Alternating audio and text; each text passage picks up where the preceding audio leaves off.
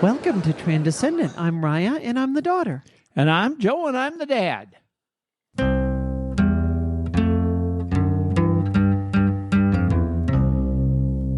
I just had a situation with my fireplace recently. I called a local guy and finally brought him in. Take a look at everything. I signed the paperwork, put an insert in there. He said, I'll get back to you. You're going to have to get a guy to come in to run the gas line over by it. Great. So he called me back a few days ago. He said, I got the date for the guy. Good news for you. I've got a gas guy for you. Wonderful. So I'm thinking everything is good to go. Finally, they're able to come in last Thursday. They come in, they say, where's the gas line? Well, what do you mean, where's the gas line? The guy that set this up said he had a gas guy for me. So I'm starting to panic. So I call up the guy that set it all up. He said, oh, I'm sorry. What I meant was I have a referral for you.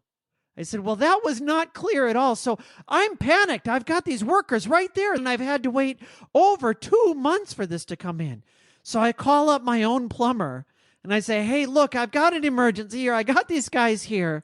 And those were the wrong words to use because the woman that answered the phone said, that's not an emergency. Look, we've got 2 sump pumps that are out right now. We've got a broken water pipe right now. Yours is not an emergency. We'll see what we can do to get him out there, but I can't promise anything. We'll see how it goes. But it turns out we were able to reschedule them to come back a week later. I'll have them coming in now in a couple days now. Thankfully, the plumber was able to come out and run the gas line. The very next day, it all worked out just fine. But in that moment, I was really, really panicked. When it comes to family dynamics, a lot of times we can be in that same place that I was in here the other day with my fireplace, where I was in a panic. I was worried about all of the things that were going to be wrong and how it was all going to be so difficult. This episode is our open letter to a skeptical parent. Maybe your child has given you this and said, would you please listen to this? Because I don't know what to say, and this is all really emotional for me as I'm coming out to you. But would you please listen to what Joe and Raya have to say about LGBTQ plus issues? Maybe you're in that place right now where you're thinking, I don't know what to do. I'm really nervous about this. I think you're making the wrong decision. I think all kinds of things that are running through your mind. The first thing is we can take a step back and recognize we don't have to figure this all out right away. We can give it a moment, let things cool down, and recognize we're going to make it through this. You have to start somewhere.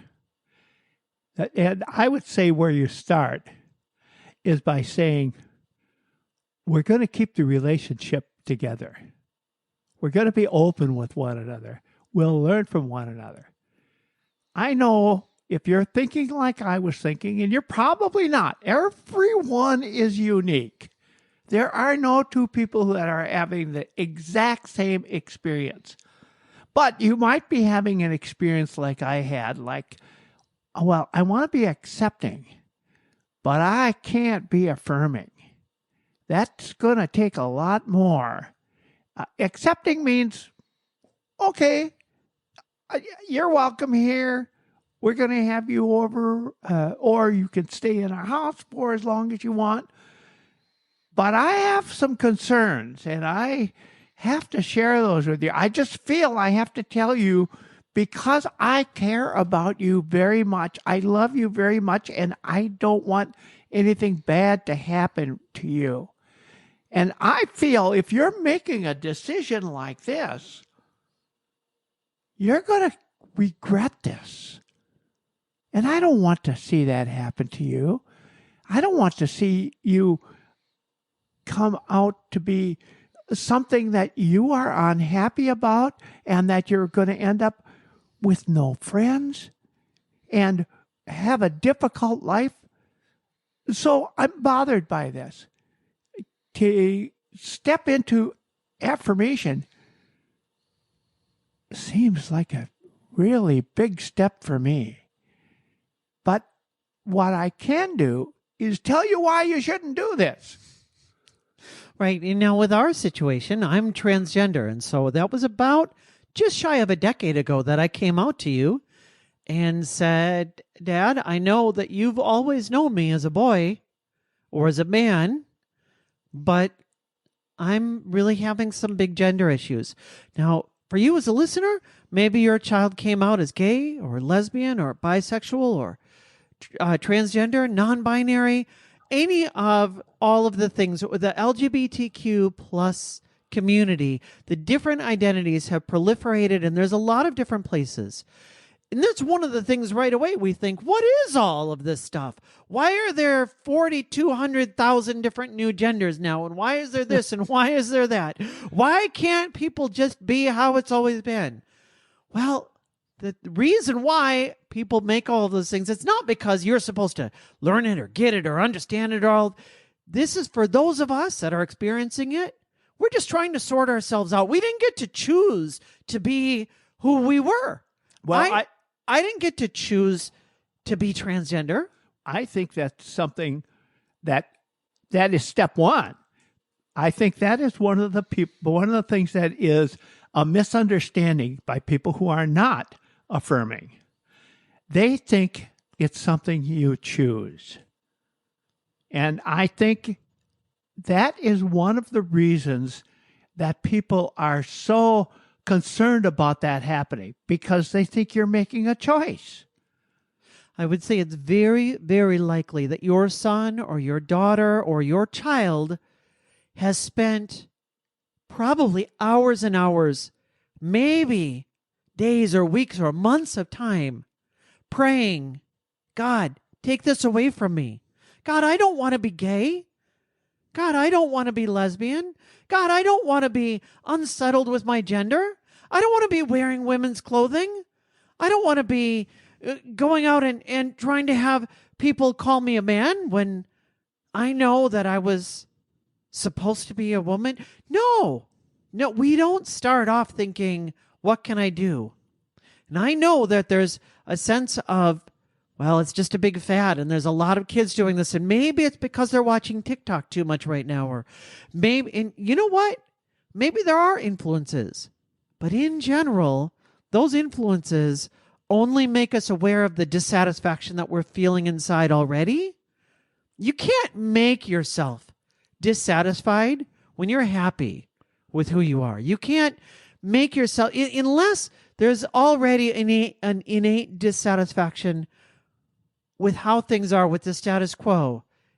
There's a point where you're living your life, at least this is how it was for me. I was living my life, trying desperately to hold this back and to not let it out. And it kept spilling over. And then I would try again, and I would push it back, push those feelings down, or build a big emotional wall so it wouldn't come out. And you had a lot of costs that a lot of people don't have at the age, because you came out at 40 years old with 7 children and a loving wife. And you had a home and you had a career. And you know the cost was very high. You could lose the entire thing. For me, when I came to you and said, I'm having gender issues, I wasn't coming to you because I was not trying hard enough. I was coming to you because I had tried as hard as I could. Yeah. I did everything in my power. And the reason I made it to 40 was because I'm really good at holding it back. Uh-huh. I was really good at pushing down those emotions and not letting myself be my true self. Not being who I really wanted to be, and instead following who I thought everybody else wanted to be. And now I look back and I wish that I hadn't. And maybe your child came to you and said, I need to do this. This is who I am right now. I want to tell you, they did not do this lightly. They didn't do it on a whim. And even if they did, even on the off chance, I'm not going to say that nobody ever follows a fad. Nobody ever comes in, but it's a pretty strange fad to follow. Here, let me follow this fad where people make fun of me And a lot of people are still judging me and ostracizing me. That's not a fad that even in a more accepting generation, that's still not a fad that somebody's going to embrace unless there's something really there. But even on the off chance that it is a fad, your child is doing their best to figure out who they are and to not just live the life that somebody else is telling them to live. The child that was told, you're going to be a doctor, and they hate being a doctor. They hate everything about medical, the medical profession and academics, but they're doing it because they want to please their parents. Well, we all understand that. Nobody wants to push their child into a profession that they know they're going to hate. Actually, some people do. But some people do. Yeah. And we understand that that's not right. It's a difficult thing no matter where you are. Now, if you are the parent and you're at the point where you're just hearing this, it is going to be difficult. You want to make certain that you don't reject your child. You want to make certain that you're going to keep your child there, but you're concerned. You have a lot of questions, and you have so many restrictions. You feel as though this is not going to be good in the long run for my child. But I'll tell you this, you're probably wrong. It is going to be good for them. It's absolutely, I can see it in you, Raya. It certainly made a big difference. I am Mark Zemer, a listener and supporter of Transcendent.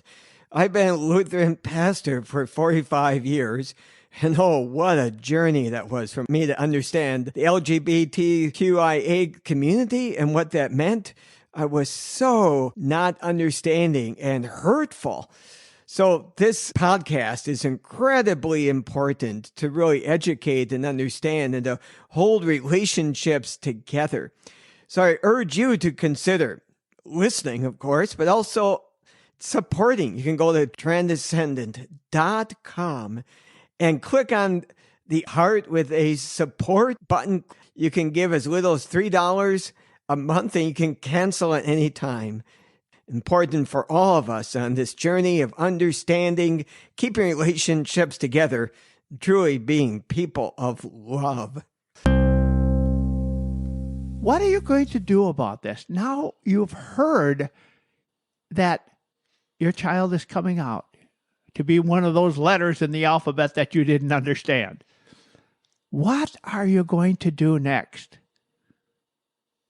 You want to keep a relationship with your child. You want to have that, but you have so many concerns. You have so many things that are bothering you.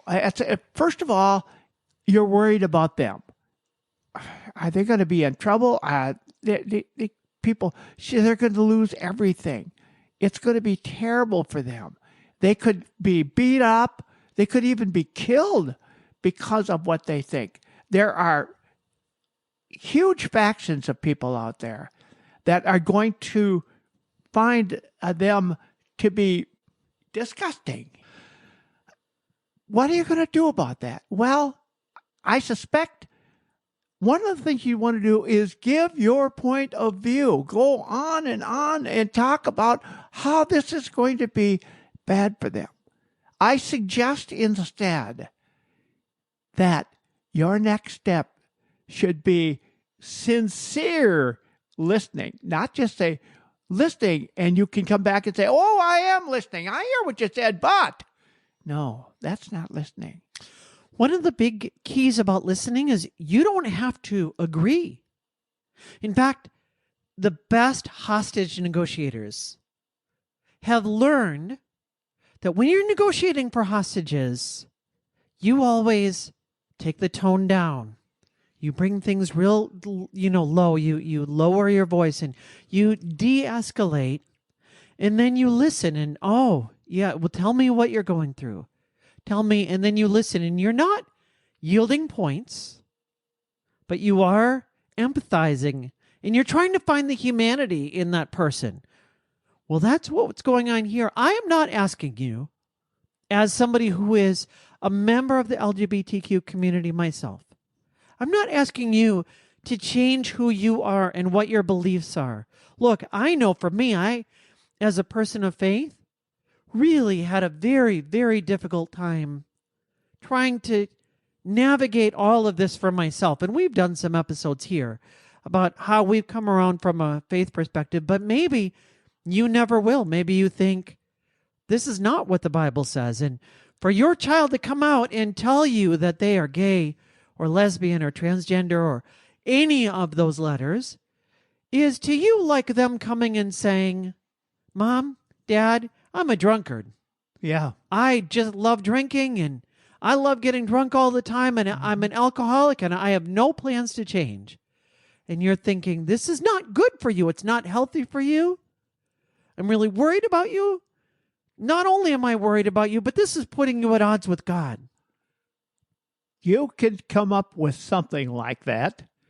And of course, what you chose is somebody doing something that we all know is really not acceptable. But I like to think of it as it's as though they come to you, you right-handed parent, and they say, I'm left-handed. That's okay. It's okay to be left-handed. It's natural. It's the way you were born. It's not, gee, I think I'd like to be left-handed. It's the way you are. It's automatic. It's what you do. It's part of your nature. You're put together like that. And I think the more that you listen to your child as they tell you their story and their experiences and their emotions and their feelings, you'll discover the same thing. At this point, I would say just be open. You don't have to have all of the answers. You don't have to have any of the answers. The idea is just to listen, and you don't have to change who you are in order to listen. You don't have to change your viewpoints, your concerns, your morality, any of that at all. You just come and say, tell me your story. Yes. And as a matter of fact, you'll hear many people say, what you have to do is educate yourself. Well, there are a lot of ways you could do that. And when people say that, you think, oh, I've got to read a book. I don't read books or something like that. There'll be a variety of things. Educating yourself happens in many, many ways.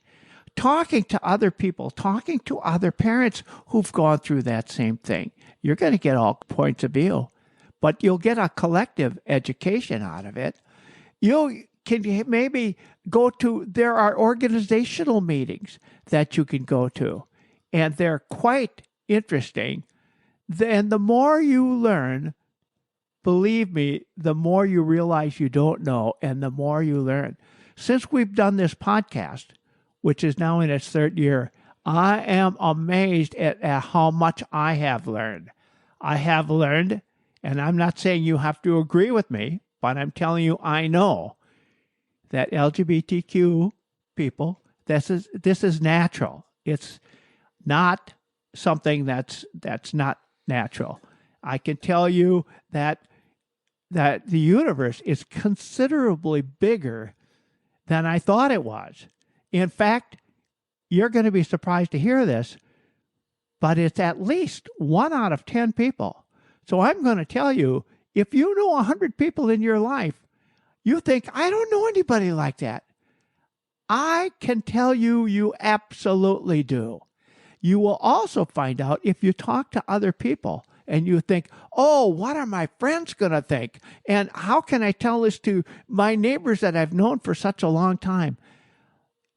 I was amazed when I started asking people about it, or built up the courage to tell some of my friends about it, that they'd say, oh, yeah, we have a nephew like that. And, or it goes on and on. And when that happened to me, I was shocked. I had no idea that it was that big and that accepting. As a matter of fact, if you look at what is the percentage of people in the United States who are accepting and affirming, it is well over 50%. I don't know what the percentage is, but it's very high, much, much higher than you and I would have thought it was. When your child is going through all of these things, it's been a long time coming.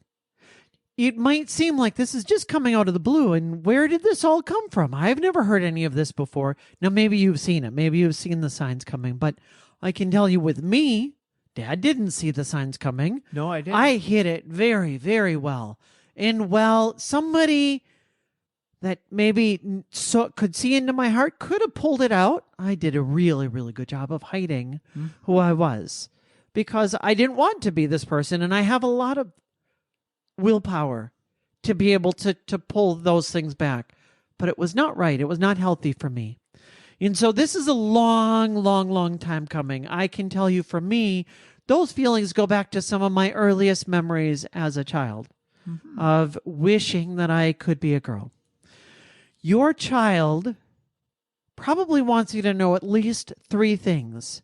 And because this is so emotional, they might have a really hard time telling you these things. Number 1, they want you to know that they love you. And through all of this, there might be arguments and they might get upset and there might be crying on both sides, or there might be anger. There might be lots of different kinds of emotions that we can go through. But all of this, they love you. And in fact, that's one of the reasons why there can be the arguments and the anger, is because they love you. Because they're not willing to just walk away. It's like we talk about, the opposite of love is not hate.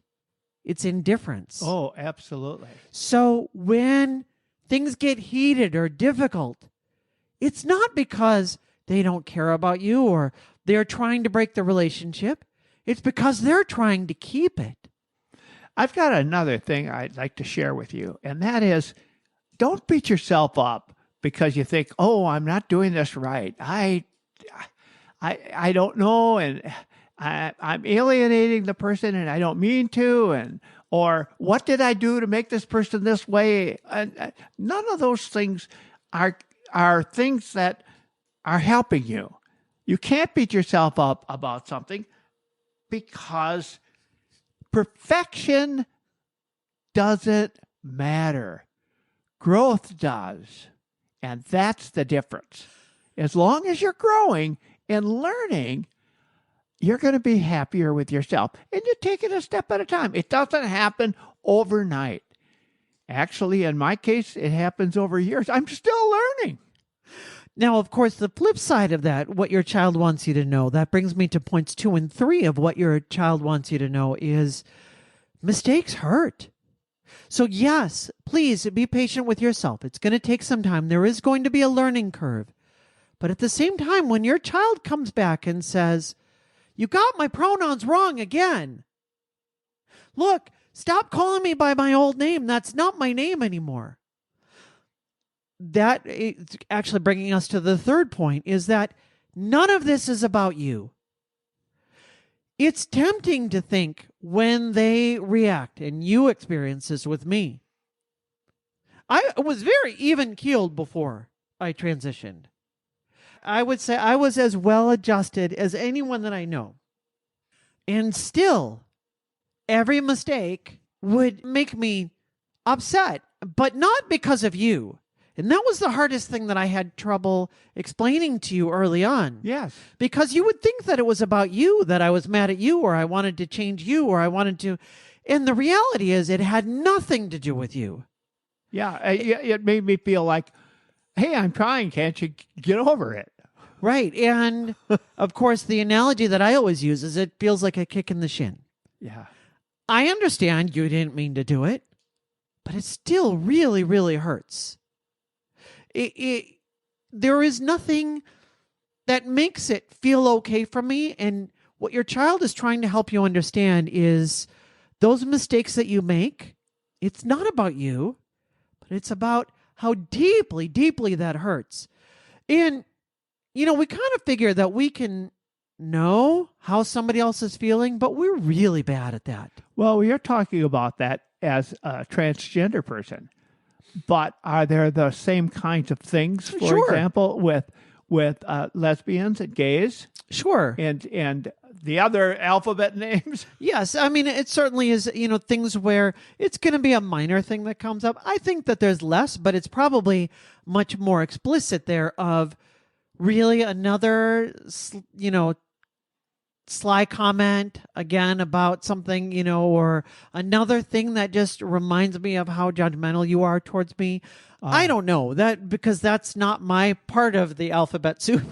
Yeah. So they can tell you more than that, but I can tell you every one of us in this community, the reason we call ourselves a community is because it is really hard when you come out and you have to find people that are like you. And we do. And we need them because we recognize that there's a sameness that we all have. And we call it coming out because it is really hard to let you know. The other thing I would like to add is that you need to make your home a safe place. You have 100% responsibility to make your home a safe place, and your child or the person coming out in your family has 100% responsibility to do the same. No, I'm going to actually 100% disagree with you on that. Okay. I think See, this I'm is still something. learning. I think this is something where, when we're talking about a parent-child dynamic, the parent is the one that has the authority. So there's always there's always that dynamic there. Even as an adult child, you're still the parent and I'm still the child in this situation. And yes, we can put it on that there are aspects of I do need to come. I mean, it is a relationship and relationships do work both ways. But when it comes to coming out, we as children, and especially the younger that we are, more and more and more so, need your support, and we need you to be there for us. And there are times where the emotional things that we're going through, we don't have the space to have it be like equal. It's not 50-50 give and take. We need you to be there for us 100% because we're having to resort out our whole life. We're trying to deal with a whole transition, whether it's an actual transgender person or a non-binary person or somebody who's just coming out as gay or lesbian. We're going through a whole series of things. And we need you to be there for us as our pillar, as our support. We're depending on you. That's good advice. Thank you. I needed that. We are grateful to have you come and listen to this podcast here. And whether this is the only episode that you listen to, or maybe we piqued your interest, there's a lot more that you can learn. We are on our 3rd year right now, and we've got lots of episodes talking about just about anything that might come up. I want to encourage you, take a look at our catalog of episodes that we've done and see if any of those speak to your specific situation. I tell my story. My mom has a great one where she tells her story. Dad has one where he tells his story. And you might resonate with us. We've got one with a Catholic priest Yes. that tells his story. And somebody that had done conversion therapy and was a big proponent that you don't have to be gay anymore. Lots of different episodes. But if this is the only one that you listen to and this just gets you started, we're grateful to have you here today. And we just want to see that relationship be a success. And I would like to add that if you have questions for us, you can email us at transcended@gmail.com. We read every one of those. And if you've got a comment for us, if you have some questions, send it to us and we'll address it. We look forward to doing that. We also look forward to you coming back again. And with that, We'll see you Monday.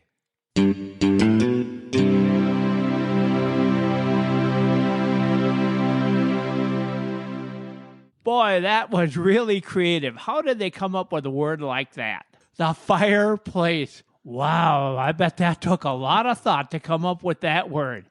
Let's Fireplace? call this the place where the fire is. But you think they should have come up with a new name? They should have coined a whole new word for it. Exactly. They don't should know. have taken a word from another language and said, let's use that. Pyro. Yeah. So whatever. Exactly. Maybe from Latin.